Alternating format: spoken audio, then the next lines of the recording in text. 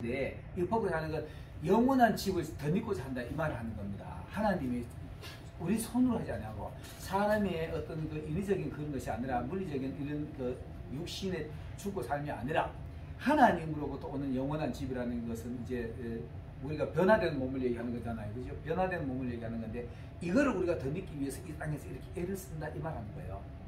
이게 그래서 우리가 이 장막과 성리에 대한 얘기를 아까 내가 했었는데 아브라함이 이 장막에서 집을 끝까지 한 번도 아브라함은 안 지어요. 장막을 가지고 여기저기 이삭도 마찬가지예요. 이삭도 여기저기 옮겨 다닙니다. 옮겨 다니고 이렇게 하는 건데 우리도 마찬가지예요. 저도 참 많이 돌아다녔어. 서울로, 순천으로, 일본으로 어디든 많이 돌아다녔어. 목회한다고 부산으로 많이 돌아다녔는데 이게 우리의 일시적인 모습이야. 일시적인 모습인데 아브라함은 이렇게 살았어요. 근데 여기에 창세기 그 18장의 장막하고 19장의 롯의 소돔 성하고 구분이 뭐냐 하면은 롯은 장막에서 항상 하나님을 기다려요.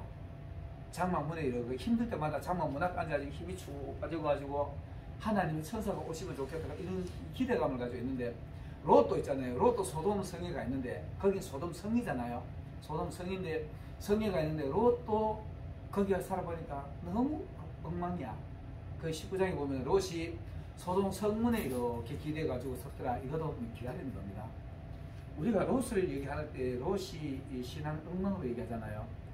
사실 그 성경에 보면은 자기 삼촌한테 끝까지 남아 있어야만이 그게 자기네 복인데 삼촌하고 결별해가지고 더 좋은 것 소돔과 소아를 보니까 막 골이 넘치고 물도 넘치고 하니까 그 땅의 복을 보고 저기는 하나님의 땅이다라고 보고 간 거예요.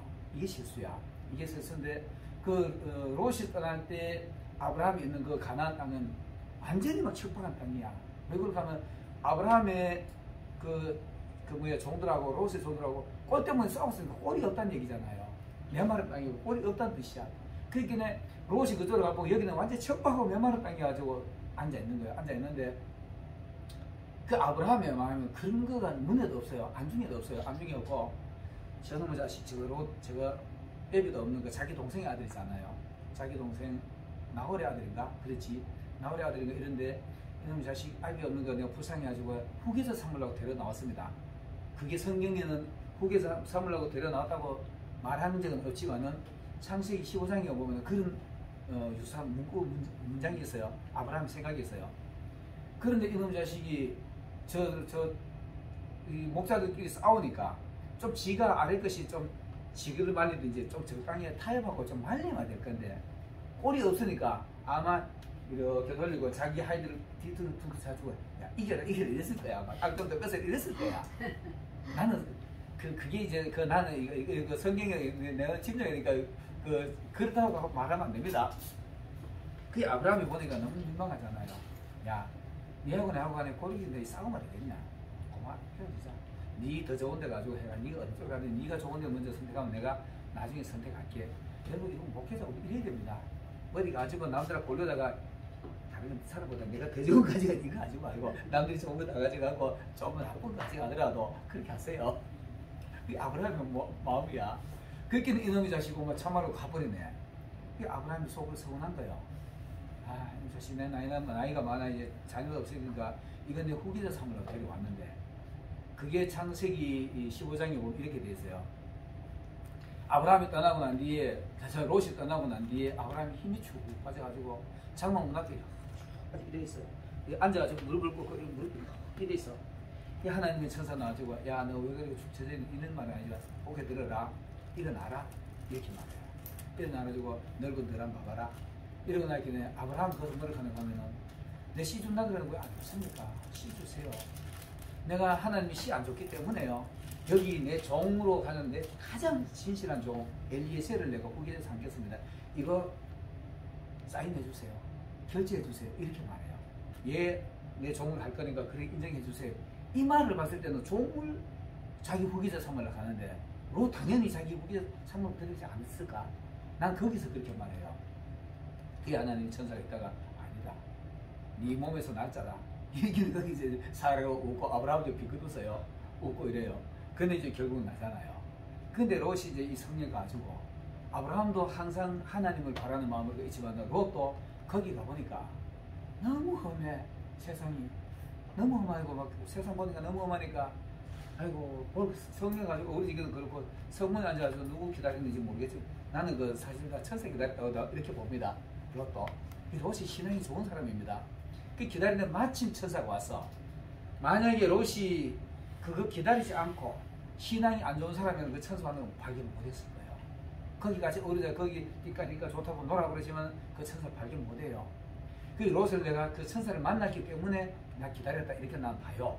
보는데 그 기다리는 천사가 왔어. 어디가 깜짝 놀래가지고 아이고 오세요 우리 집 오세요 하고 불러 들어갔잖아요. 그게 롯의 마음입니다. 지금 뭐 목회자들 신앙인들 우리는 천사를 어떻게 만날 수 있을까요? 부지 중에 천사 만나는 겁니다. 부지 중에 지나가는 손대접하는 것 속에서 천사 만나는 거예요. 그래서 나는 사람을 대접했지만은 부지 중에 나도 모르게 천사 대접했다니까. 그럴 수 있습니다. 그런데 가난한 사람이 있는데 문 앞에 와서 좀 도와달라고 그러는데 아이고 난 모르는 사람 그러면 그 예수님 왔는데도 모르고 내 믿는 거 똑같아요. 이 롯은 그 정도의 신앙은 돼요. 근데 요즘 우리는 참 그게 힘들잖아요. 어려운 사람 보면 그러니까 워낙에 또 이용한 사람이 많으니까 그러긴 한데 그래도 남을 도울 수 있는 수만 있으면 도우는 게 좋아요. 도울 수 있는 게 있으면 도울 수 있고 그래야만이 그가 와주고 옳지 못한 행동을 하면 안 되지만은 정상적인 행동하고 신앙적으로 옳다고 생각하고 도와주고 하는 게 좋아요. 그 롯은 그렇게 만나는 겁니다. 근데 어쨌든 간에 롯은 그 성이 있으니까 이 성은 하나님 봤을 때는 안 되거든요. 하나님이 와라 그러면 와야 되는데 성에 가시면 안 되거든. 이 땅에다가 고르던 같은 집 짓고 뭐 100평짜리 50평짜리 아파트 살아가지고 영원히 살 거 아니잖아요.